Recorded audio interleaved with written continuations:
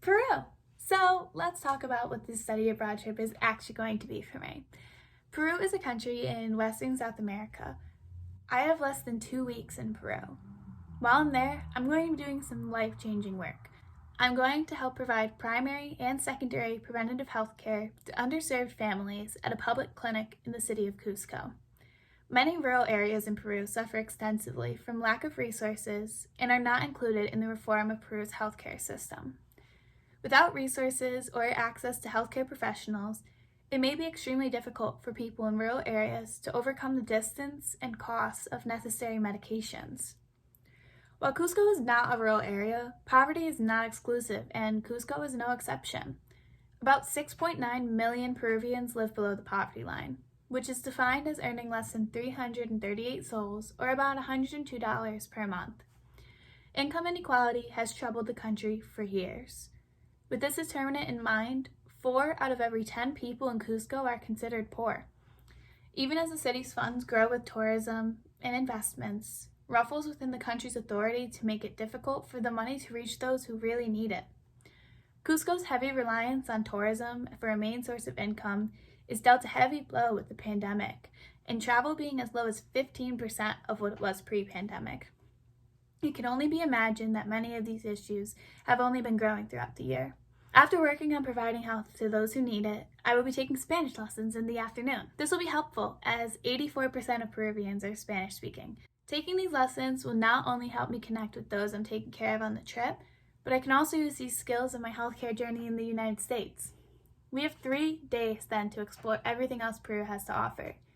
3 days. Seems like a pretty strict schedule, huh? Not to mention that I will be covering my honors capstone, nursing capstone, and 2 other nursing courses during this time. I'm planning on formulating my honors capstone on the experiences I pull from the healthcare journey in a project, similar to this one. In the 3 free days, I know that we have a tour of the Sacred Valley, especially Machu Picchu, and it's an experience I'm so grateful that we are doing. About an hour away from Cusco, the Sacred Valley is the gate of the ancient Inca civilization. Here, temples and palaces from centuries ago are carved finely into stone. This is where you'll find the infamous Machu Picchu. Machu Picchu's reason for creation is still up for debate, but what isn't up for debate is the structure's stunning beauty. Machu Picchu is seen as a symbol of the Incan Empire and was designated one of the new 7 wonders of the modern world, named in 2007. If you're looking for something a little off the beaten path though, other ruins in the Sacred Valley are great to explore. You can go to the Sun Temple, a sacred precinct built for the Incas to pay tribute and give offerings to the sun, or maybe Pisac, where you'll enjoy not only the ancient ruins, but also a town and a traditional market. If you need a little bit more adventure, you can travel down the valley on an ATV to the Mara Salt Flats, where there are over 3,000 salt collection pools. You can pay this ATV tour with a look at the rest of the Mara's ruins, such as where the Incas tested and experimented with crops, and you'll have a much more low-key tour than Machu Picchu. No matter where in the Sacred Valley, you'll most likely be lucky to see a few llamas or alpacas along the way. I hope that the exploration of the Sacred Valley includes these, and there are whispers of being able to tour a few museums along the way. There are a couple in Cusco that I would love to go to if we had the chance, such as the Museo de Historia Natural, showcasing a view of snakes, birds, and other animals that call Peru their home. I'd be able to pick up some pretty cool stuffed animals while I'm here.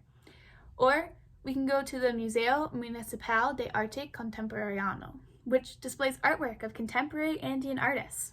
There is not a shred of doubt in my soul that this trip will be miraculous and a fulfilling experience, one that's irreplaceable in my life. However, trying to speak on everything else that Peru has to offer in 3 short days, a few museums, and 1 area is extremely tough. Let's use this time to dive deeper. What if we were at Peru for a week, a semester, or even a year? What could we find? Peruvians are more than just Spanish speakers with an unequal healthcare system. There is such a rich and wonderful culture here. Stemming from native civilizations such as the Incas, everywhere you go in Peru may be a little different. An example is language. Spanish is the mainstream language of Peru, spoken by 84% of Peruvians. However, it is only one of 3 official languages. Spanish, Quechua, and Aymara are the 3 official languages, but there are hundreds of different officially recognized languages throughout the country. There are captivating clothes, such as colonial period styles and distinctive hats, ponchos, skirts, and blouses made from traditional homemade textiles and found prominently through the rural areas of Peru. While urban areas often opt for a more Western-style clothing, these outfits still may be fashioned for some of the glorious festivals in Peru. Each village or town has at least one important annual festival celebrating its own patron saint. Cusco, for example, has Señor de los Temblores as the recognized patron saint, also referred to as Tetacha Temblores, meaning Lord of Earthquakes. This saint is believed to have reduced damage in the city during an earthquake in 1650. The patron saint is celebrated on the last Monday of March with the procession of Señor de los Temblores. This extravagant festival isn't too surprising when you look at the religious demographic of Peru. The U.S. government estimates that as of 2018, the total population of Peru is at 31.3 million. The National Census reported the population as 76% Catholic, 14% Protestant, 5.1% non-religious, and 4.9% other religious group. The religious influence allows for these festivals to be celebrated all out. Food, dancing, music. The air is said to be infectious with the lust for life. In mountainous regions, a feast called Pachamaca is common during events, offering tons of food prepared in an earth oven. The food you'll find in Peru is a little different than what you'll find in America. There are regional variations as well. In the highlands, most meals consist of potatoes with other Andean crops such as oco or uloco, for example. Grains such as quinoa and proteins from the meat of llamas, guinea pigs, and chickens are used. In coastal areas, traditional cooking is called Criollo style, with lots of rice, yucca, tomatoes, onions, spicy peppers, and fresh seafood. Ceviche, for example, is raw fish marinated in lemon or lime juice and is popular throughout Peru. I wouldn't consider myself the most adventurous eater, but when I'm here, I want to at least try some of the staple dishes. I'm a little nervous to do this though, as, especially in someone's home, guests are expected to eat all of the food that was offered. Reasons for not eating a particular dish have to be given tactfully, and I don't know how me just saying I don't like it is gonna fly. Some other faux pas to keep in mind with your friends from Peru that may take a little adjusting to is to not back away from someone when they come up to you. People from Peru have a much shorter distance between them when they talk, and it's not even abnormal to touch you during conversation. You should not talk about anybody's mother, but you really shouldn't do this anywhere. They'll take it really personal. You should not call the United States America, and you definitely don't want to bring up politics. Peru's government, unfortunately, has a long history of corruption, and this can be seen within the political crisis the country is currently in.